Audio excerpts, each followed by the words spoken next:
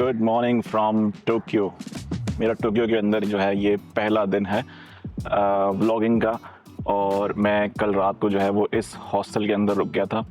और भाई मैं आप लोगों को बताऊँ, हॉस्टल्स के अंदर जापान में इतनी सफाई है कि मैं परेशान हो गया हूँ कि ये लोग किस तरह से इसको मैनेज करते हैं। इवन के 5 स्टार होटल्स के अंदर जो है वो इतनी सफाई नहीं होती जितनी मैंने यहाँ हॉस्टल्स के अंदर यहाँ पे सफाई देखी है। हर 2 घंटे में जो है वो वॉशरूम क्लीन हो रहे हैं, हर 2 घंटे में फ्लोर्स क्लीन हो रहे हैं। और जो यहाँ पे एंटर होने की जो है वो अलग चप्पल है, ऊपर रूम में जाने की अलग चप्पल है, वॉशरूम की अलग चप्पल है। इतनी सफाई मैं देख के बिल्कुल परेशान हो चुका हूँ। और हॉस्टल की बात तो छोड़ो, ये हॉस्टल के सामने मामूली सी सड़क है। अब यहाँ पे देखो कितनी सफाई है। ये यहाँ पे साफ सफाई चेक करो, इसका फुटपाथ यहाँ पे ये, और ये नीचे, और ये सड़कें चेक करो इसकी। भाई इतनी सफाई। और ये नॉर्मल गलियाँ हैं, बिल्कुल नॉर्मल सा वो इलाका है, ये कोई हाई फाई इलाका नहीं है टोक्यो का। और इतनी ज़्यादा सफाई है यहाँ पे। इवन के सड़कों के ऊपर जो है वो मार्किंग हो रखी है और टाइल्स लगी हुई हैं। कोने कोने के ऊपर भी जो है ना बिल्कुल साफ सुथरा है, कोई मट्टी नहीं पड़ी हुई यहाँ पे। और टोक्यो की, सेंट्रल टोक्यो की तकरीबन जो है ना 15 मिलियन आबादी है। 15 मिलियन आबादी वाला शहर इतना साफ सुथरा है। तो ये जापान में भाई मेरे लिए ये चीज़ बिल्कुल माइंड ब्लोइंग है। ये चीज़ जापान के अंदर जो है सफाई का लेवल नेक्स्ट लेवल है। पूरी दुनिया में जो है ये वाहिद कंट्री है जहाँ पे आपको ये चीज़ें देखने को मिलेंगी। और यहाँ पे ऐसा नहीं है कि जो है वो ये लोग रोज़ाना सड़कों को साफ़ कर रहे हैं या रोज़ाना जो है वो कुछ ना कुछ यहाँ पे गाड़ियाँ आ रही हैं सफाई की। भाई यहाँ पे कुछ भी नहीं देखा मैंने। सफाई वाली गाड़ियाँ मुझे जो है ना पूरा हफ्ता दिखी नहीं। मुझे लगा कि रात में सफाई होगी। कल रात को मैं तकरीबन 12 साढ़े 12 बजे तक जाग रहा था। कोई पूरी रात कोई सफाई वाली गाड़ी नहीं आती यहाँ पे। ये लोग साफ़ ही रहते हैं। और इवन के जो ये जो घर बने हुए हैं सारे, ये लोग खुद अपनी सफाई का ख्याल रखते हैं यहाँ पे। पूरी सड़क के ऊपर ना कोई डस्टबिन मिलेगा आपको, ना जो है वो कोई कचरा फेंकने की जगह मिलेगी। यहाँ पे लोग कचरा फेंकते ही नहीं है। कुछ भी यहाँ पे इस तरह का अवेलेबल नहीं है। इवन आप रेस्टोरेंट्स के अंदर जाओगे वहाँ भी कचरा फेंकने का जो है वो अलाउ नहीं है। सिर्फ वहाँ पे जो आप चीज़ खाओगे तो वही चीज़ जो है वो आपको फेंकने को अलाउ करेंगे। बाकी बाहर से आप कचरा लेके आओगे, बोलेंगे नहीं अपने बैग में रखो और लेके जाओ। भाई अमेजिंग, नेक्स्ट लेवल लगा है ये। तो अब मैं आ गया हूँ मेरे ख्याल से मेन सड़क पे। ये मेन रोड आ गया यहाँ पे। और टोक्यो का मेरे ख्याल से ये जो इलाका है इसका नाम है असाकुसा। तो असाकुसा के इलाके में मैं रुका हूँ और मेरे ख्याल से हार्डली यहाँ से 3-4 मिनट की वॉक है। उसके ऊपर जो है वो टोक्यो टावर बना हुआ है। तो मैं अभी सोच रहा हूँ कि सबसे पहले टोक्यो टावर जाके देखाऊँ। और टोक्यो टावर देखने के बाद जो है वो क्या कहते हैं, यहाँ पे एक ओल्ड सिटी बना हुआ है, मेरे ख्याल से ओल्ड टोक्यो टावर है, और एक जो है वो न्यू सिटी बना हुआ है। तो मैं पहले जाके वो विज़िट करता हूँ। और सोच रहा हूँ कि यहाँ पर नाश्ता वगैरह कर लूँ। नाश्ते का टाइम तो नहीं है, 1 बज रहा है। तो 1 बजे नाश्ता तो नहीं मिलेगा, कुछ खाने को मिल जाएगा तो छोटा मोटा कुछ खा लेता हूँ। तो कल असल में जो है वो मैं लेट इसीलिए सोया क्योंकि कल माउंट फूजी से लेकर मैं यहाँ पहुँचा हूँ।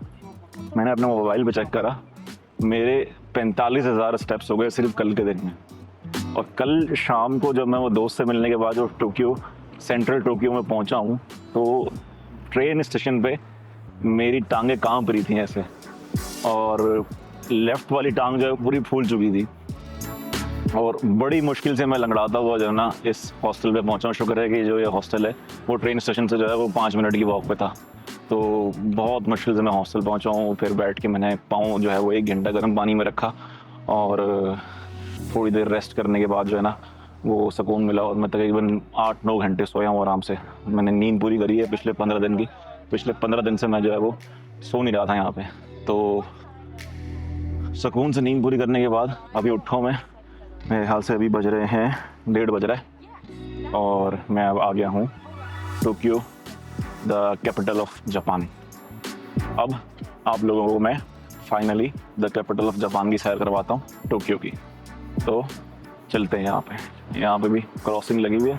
इस तरफ वाली क्रॉसिंग खुल गई है मेरे ख्याल से, और ये वाली क्रॉसिंग का हम वेट कर रहे हैं, यहाँ से क्रॉस करते हैं।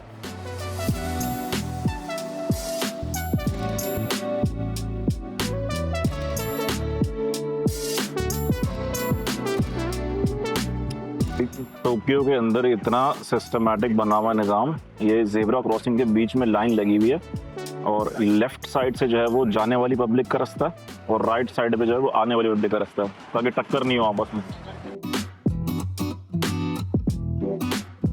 तो यहाँ पे गाड़ी खड़ी करने के लिए भी जदीद पार्किंग बनी हुई है। पार्किंग मीटर जो है ना वो हर स्पॉट के ऊपर लगा हुआ है। यहाँ पे मीटर के ऊपर जो है वो सिक्के डलते हैं मेरे ख्याल से। 300 यन की पार्किंग है मेरे ख्याल से आधे घंटे की। तो बड़ा जदीद सिस्टम बनाया हुआ है इन लोगों ने। ये सामने इस तरह ट्रक खड़ा हुआ है और ये इसका टाइम भी चल रहा है ऊपर पार्किंग के साथ।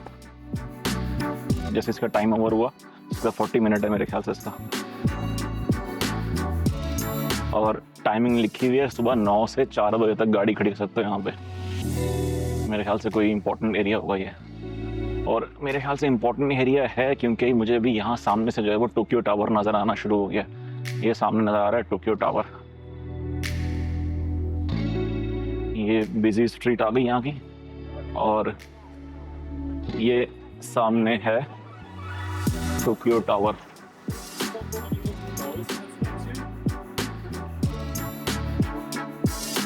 यहाँ से मेरा होटल मेरे ख्याल से सिर्फ 2 मिनट की वॉक पे था, ज़्यादा दूर नहीं था। करीब ही जो है वो हॉस्टल था, तो अच्छी जगह है। सोच रहा हूँ कि एक रात यहाँ पे और एक्सटेंड कर लेता हूँ, क्योंकि एक तो साफ़ सुथरा होटल है और बिल्कुल प्राइम लोकेशन के ऊपर है। तो यहाँ से हम जाते हैं। मेरे ख्याल से कोई म्यूज़ियम बना हुआ है, कोई निंजा सुमाराई निंजा टाइप का। लाइन लगी हुई है लोगों की।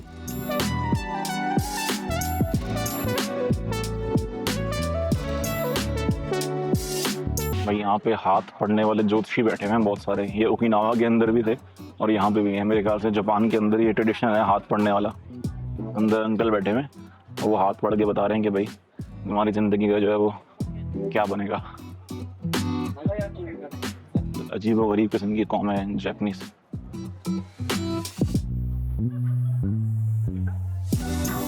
काफ़ी रश कम है आज, और मेरे ख्याल से आज कोई ये छुट्टी है। देखना पड़ेगा गूगल के ऊपर, चीज़ें बंद है बहुत सारी। पता नहीं कैसल भी खुला हुआ या बंद होगा, देखना पड़ेगा।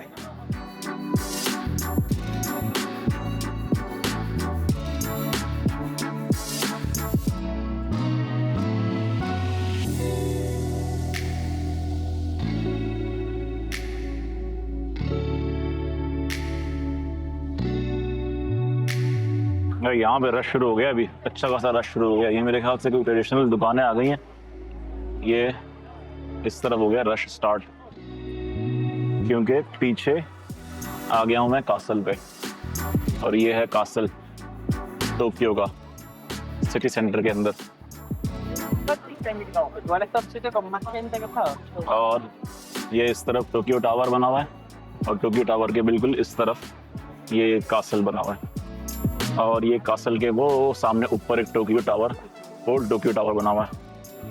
अच्छा, जापान के अंदर एक और भी ये रूल है कि अगर सड़क के ऊपर कुछ चलते फिरते कुछ खा रहे हो या पी रहे हो तो आपको जो है वो अच्छा खासा फाइन पड़ सकता है। तो इसी वजह से इनकी जो सड़कें हैं वो बहुत साफ़ सुथरी हैं कि खाना पीना सड़क के ऊपर अलाउ ही नहीं है, और कहीं बैठ के भी नहीं खा सकते।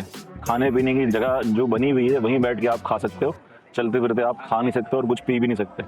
और यहाँ की ट्रेन के अंदर भी यही कल्चर है। ट्रेन, लोकल ट्रेन्स और ट्रैम्स हैं, उसमें भी आप बैठ के खा नहीं सकते और पी नहीं सकते। सिर्फ फास्ट ट्रेन के अंदर अलाउ है कि आप वहाँ बैठ के खा सकते हो, क्योंकि वहाँ पे टेबल लगा हुआ है और वहाँ भी अपना कचरा साथ लेके आते हो। तो मैं आ गया हूँ अभी कासल के ऊपर। ये मेरे ख्याल से इसका मेन कासल है टोक्यो का। मैं सामने से आपको दिखाता हूँ। ये इसकी मेन बिल्डिंग है, यहाँ से अंदर जाने की इसकी एंट्री है।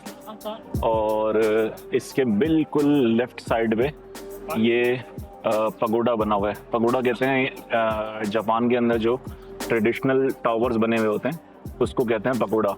और ये क्योतो के अंदर भी बने हुए थे बहुत सारे, और टोक्यो का सबसे बड़ा पगोडा जो है ना वो ये है। मेरे ख्याल से इसकी कितनी स्टोरीज है, 1 2 3 4 5 6 स्टोरीज बनी हुई है इसकी, 6 फ्लोर्स हैं। और ये पगोडा जो है वो जापान का, मेरे ख्याल से टोक्यो का पहला टावर था। यहाँ से जो है वो ऊपर जाके ये लोग पूरे सिटी को मॉनिटर करते थे, और इस कासल के अंदर जो है वो यहाँ के बादशाह वगैरह रहते होंगे।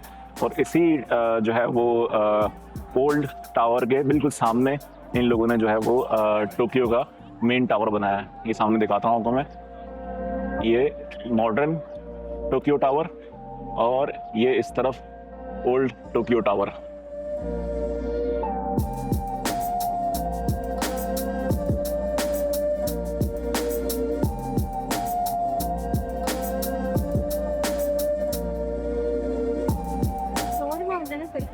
वही स्कूल के बच्चे जो है ना वो हर जगह घूम रहे हैं यहाँ पे, कहीं भी जाओ घूमने वाली जगह पे सारे स्कूल के बच्चे घूम रहे हैं। मुझे लगता है कि जापान के स्कूल में अभी पढ़ाई वढ़ाई नहीं होती, बच्चे सारे जो है वो घूमने वाली जगह पे घूमते रहते हैं। सुबह को घर से निकलते हैं, पूरा दिन घूमते हैं और शाम को घर चले जाते हैं।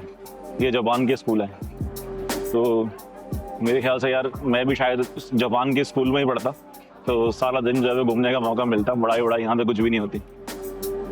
एक जगह आ गई अगरबत्तियों वाली, अगरबत्तियों की धुनी चल रही है यहाँ पे। ये देखो भाई, ये अगरबत्तियाँ जली हुई हैं इसके अंदर और बड़ी ज़बरदस्त खुशबू आ रही है, और लोग अगरबत्तियों की धुनी ले रहे हैं, खड़े हो गए यहाँ पे। वाह जी वाह,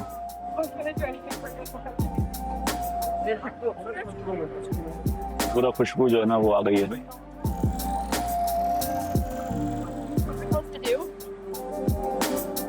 ये दुकानें बनी हुई हैं, यहाँ से पता नहीं क्या मिल रहा है। चलो अंदर चलते हैं कैसल के। और ये वही ट्रेडिशनल स्टाइल जो मैंने नारा में आपको दिखाया था। नारा के अंदर जो है वो पानी चल रहा था, और पानी ये लोग जो है ना बहुत होली वाटर मानते हैं उसको, और ये पानी से जो है हाथ धो रहे होते हैं अपने।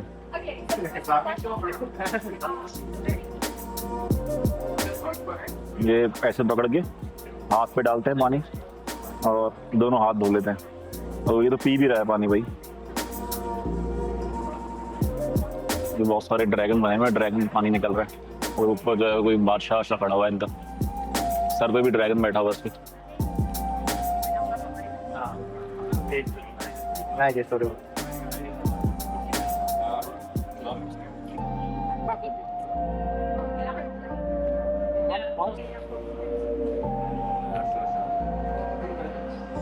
अच्छा, यहाँ से तो ये प्यारा दिख ही रहा है। जहाँ से मैंने जो एंट्री ली है पीछे की तरफ से, भाई ये भी बड़ी ज़बरदस्त जगह लग रही है पीछे की तरफ।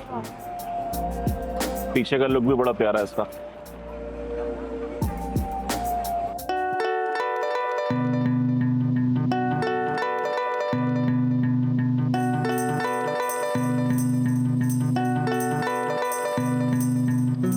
तो yen का आप सिक्का डालो उसके अंदर, और सिक्का डाल के फिर ये इसको जो है वो हिलाना पड़ता है ऐसे करके। फिर इसके अंदर से जो है वो एक नंबर निकलता है यहाँ से, पर्ची, और पर्ची के ऊपर नंबर लिखा हुआ था। और फिर जो भी नंबर आए वो नंबर देख के ये ऐसे बॉक्स खोलना पड़ता है, और खोल के अंदर आपकी जो है वो पूरी जन्म पत्री बताता है कितना बैड फॉर्च्यून, कि क्या बुरा होने वाला है आपके साथ और क्या अच्छा होने वाला है। इस पर लिखा हुआ है request will not be granted, the patient is hard to get well, the lost article will not be found. भाई पता नहीं क्या क्या लिखा हुआ है। मुझे लग रहा है पैसे जमा करने का धंधा बनाया हुआ है इन लोगों ने, कि फुल नीचे डब्बे सारे जो है ना भरे हुए हैं पैसों से, और लोग यहाँ पे जो अपना अपना देख रहे हैं बैठ के। काफी रश है भाई यहाँ पे। अंदर कोई मेरे ख्याल से बुद्धिस्ट टेम्पल है, अंदर पूजा वगैरह चल रही है, और साइड में डब्बे लगा के लोगों को एंगेज किया हुआ है इन लोगों ने। चलो भाई यहाँ से जो है वो देखते हैं, मजे की जगह है ये आ गया pagoda, the old Tokyo tower.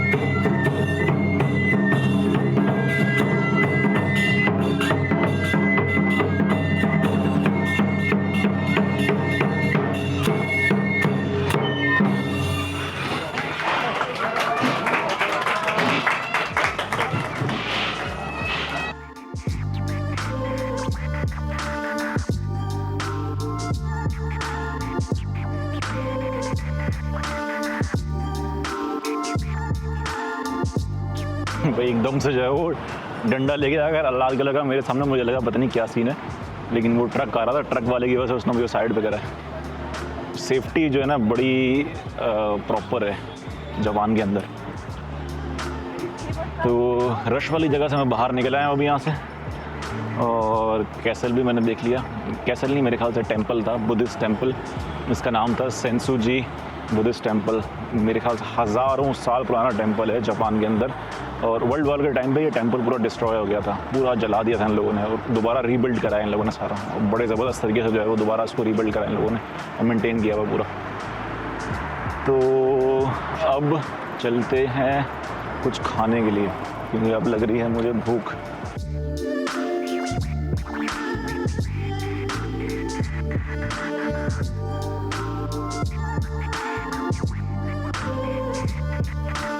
Sir, how's it going?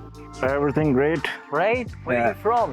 From Pakistan. Pakistan. Yeah. Pakistan. You know, I have a friend from Pakistan. Oh, He's living in the United States right now. Okay. California. Yeah. okay. How long are you going to stay in Japan? Japan, I'm here since like 10 days. Oh shit. Wow, Yeah. that's a lot. I started from Okinawa. Oh, nice. भाई बंदा आया, बोल रहा है कि रक्शे पे बैठ जा। रक्शा जो हाथ से बंदा लेके घुमा रहा है, 10,000 येन सिर्फ 10 मिनट के। 10,000 येन से जो है मैं तकरीबन 300 किलोमीटर की फास्ट ट्रेन लेके यहाँ पहुँचा हूँ, और वो 10 मिनट मेरे को सिर्फ रक्शे पे घुमाएगा। मैंने कहा भाई माफ़ कर भाई, बहुत महंगा है। रक्शे हमारे पाकिस्तान में बहुत है, हम लोग जो है वो सारी ज़िंदगी रक्शों में घुमा हमने, तो ये रक्षा नहीं घूमना हमारे को टोक्यो के अंदर। 10 मिनट के 10,000 येन, तकरीबन 10,000 येन बन जाते हैं तकरीबन कोई 50 यूरो। 50 यूरो में 10 मिनट का रक्षा। मैंने कहा नहीं, मैंने उसको बोला कि तू बैठ, मैं चलाता हूँ रक्षा, मुझे दे दे 10,000। बोले नहीं नहीं नहीं, मैं कहा ठीक है भाई जा।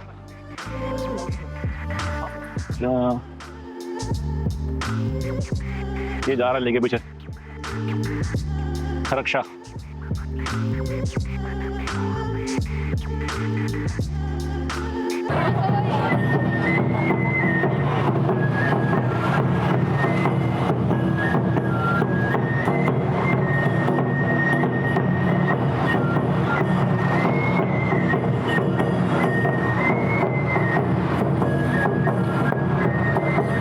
ढोल वाले आ गए फिर से।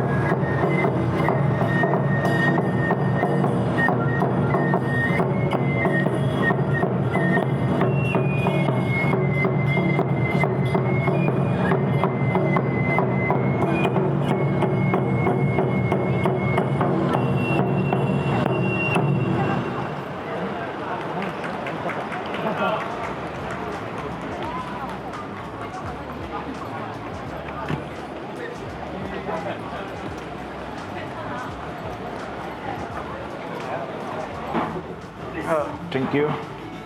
Walaikum. Walaikum assalam. You're from Bangladesh? Yes, sir, I am from Bangladesh. In Tokyo? Yeah, in Tokyo. Okay, very nice. How many years you live here? Sir, it's been 11 months, 1 week.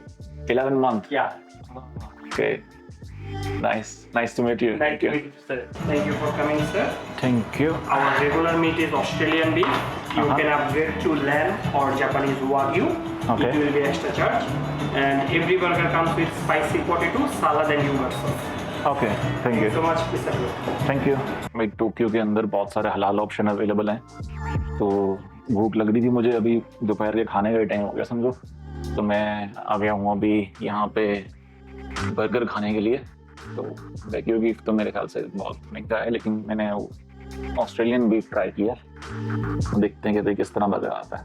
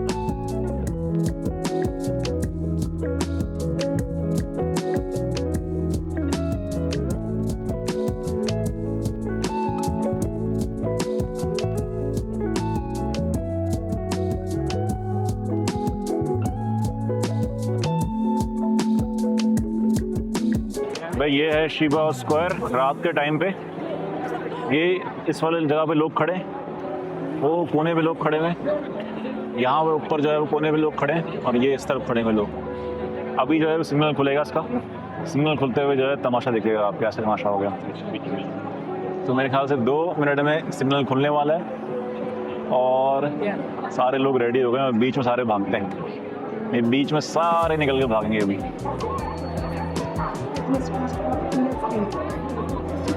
चलो भाई signal खुल गया, खुल गया, signal खुल गया।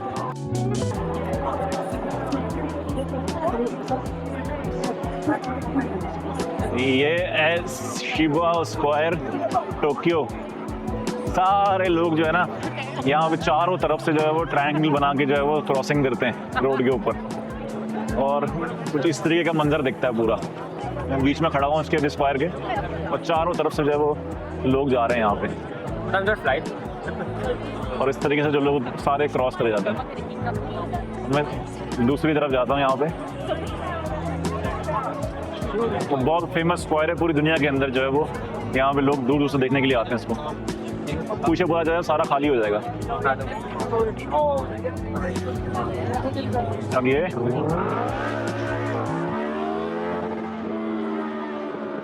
चारों तरफ से जो है अभी हो गया खाली। अब यहाँ से जो है गाड़ियाँ गुजरेंगी।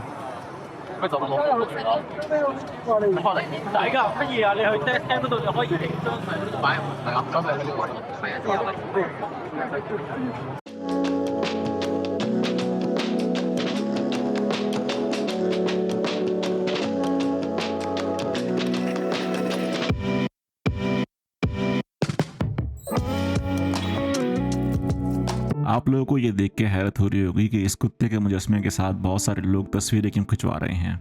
ये कहानी है हाचिको की, जो जापान के शिबुया शहर में एक सबसे वफादार कुत्ता माना जाता है। लगभग 100 साल पहले हाचिको एक अकीता ब्रीड का छोटा सा पपी था। उसके मालिक थे प्रोफेसर हिदेशिबोरो ओइनो, जो टोक्यो यूनिवर्सिटी में पढ़ाते थे। हाचिको और प्रोफेसर के बीच बहुत गहरा रिश्ता था। हर सुबह हाचिको अपने मालिक को शिबुया रेलवे स्टेशन तक छोड़ने जाता था और शाम को बिल्कुल एक ही वक्त पर वो स्टेशन पर उनका इंतजार करता था। फिर दोनों साथ घर लौट जाते थे। ये सिलसिला रोज चलता रहा, लेकिन एक दिन कुछ ऐसा हुआ जिसने सब कुछ बदल दिया।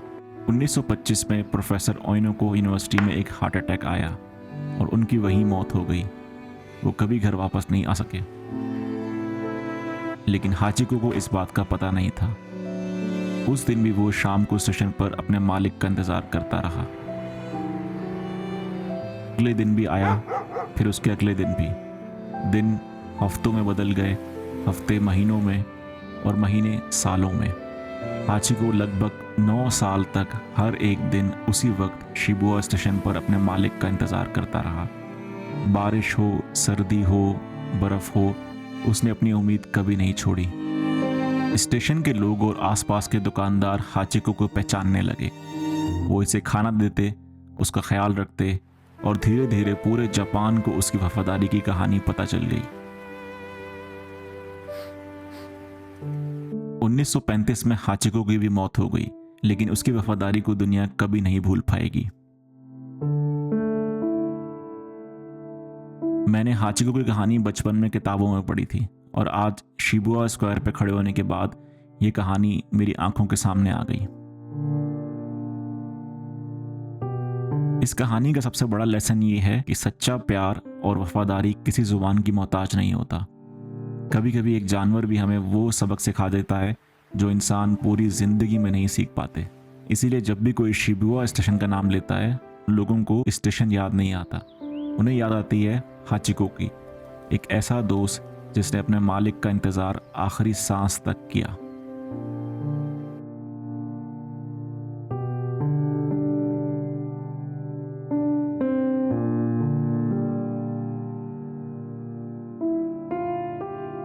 ओके भाई, आज के लिए मेरे ख्याल से इतना ही काफ़ी है। टोक्यो का जो एरिया था शिबुया स्क्वायर, वो आज मैंने सारा एक्सप्लोर किया। और उसके अलावा जो है वो असाकुसा का जो इलाका है वो भी आज एक्सप्लोर किया मैंने। और वहाँ पे टोक्यो टावर के साथ जो टेंपल बना हुआ था, बुद्धिस्ट टेंपल, वो भी जो है वो आज हमने देख लिया। तो टोक्यो बहुत बड़ा सिटी है। एक जो है वो क्या कहते हैं, सिटी सेंटर है टोक्यो का, और आउटस्कर्ट्स में टोक्यो बहुत जो है वो बहुत दूर तक फैला हुआ है। और तकरीबन अगर पूरे टोक्यो की आबादी देखी जाए तो तकरीबन जो है वो 35 से 40 मिलियन की आबादी है। तो मेन एरियाज जो हैं वो टोक्यो के, वो जो है वो घूमने वाले हैं। और आज मैंने शिबुया देख लिया, कल मेरा जो है वो प्लान है कि मैं दूसरे एरियाज जो है टोक्यो के एक्सप्लोर करूँगा। तो अभी मैं जा रहा हूँ वापस हॉस्टल, क्योंकि लास्ट ट्रेन यहाँ से चलती है तकरीबन 12 बजे और अभी हो रहे हैं मेरे ख्याल से 11:30। तो लास्ट ट्रेन पकड़ के मैं अभी हॉस्टल पहुँचूँगा। हॉस्टल पहुँच के जो है मैं आराम करूँगा, और कल सुबह जो है वो अर्ली मॉर्निंग जो यहाँ पे घूमने वाले जो एरियाज़ हैं, जो टोक्यो का इम्पेरियल पैलेस है, वो मैं आप लोगों को कल दिखाऊँगा। और वहाँ जो है वो सुबह जल्दी जाना पड़ेगा, अर्ली मॉर्निंग, क्योंकि वहाँ पे फिर रश कम होता है। अगर दोपहर को मैं गया तो बहुत ज़्यादा वहाँ पे रश होगा, जिस तरह आज टेंपल के अंदर था, तो घूमने का फिर मज़ा नहीं आता, बहुत जो है वो भीड़ होती है। तो यहाँ से असाकुसा की जो है वो ट्रेन वो लेती है मेरे ख्याल से 50 मिनट्स। लेकिन मज़े की बात यह है कि ये इसका लास्ट स्टॉप है, गिंजा लाइन है ऑरेंज कलर की, ये है इसका लास्ट स्टॉप। और ये आखिरी स्टॉप उसका जो है वो शिबुया स्क्वायर पे, सॉरी असाकुसा स्टेशन जो है वो लास्ट इसका स्टेशन है। तो अब चलते हैं उस तरफ। रश बहुत कम है यहाँ पे, जैसा कि आप देख सकते हैं कि रात का टाइम है तो बहुत कम रश हो गया है। और ट्रेन भी जो है वो खाली खाली हो गई, खड़ी हुई है सामने में। जल्दी जल्दी जो है वो सूखा घाट चला लूँ।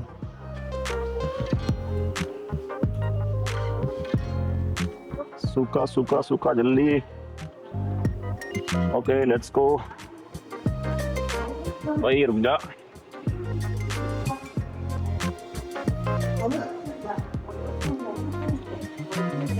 असाकुसा वही ट्रेन पकड़ ली मैंने भाग के।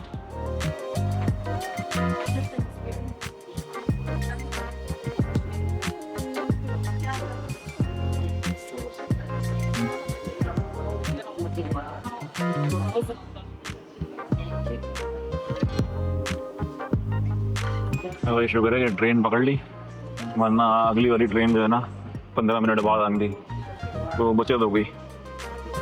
तो आज का ब्लॉग मेरे ख्याल से यहीं पे ख़त्म कर देते हैं, ट्रेन के अंदर ही। और मैं आप लोगों से मिलता हूँ कल दोबारा टोक्यो के अंदर। और अगर आप लोगों को ये वीडियो अच्छी लगे तो प्लीज़ लाइक माय वीडियो और मेरे चैनल को सब्सक्राइब करें। तो मिलता हूँ आप लोगों से कल दूसरी वीडियो में टोक्यो के अंदर।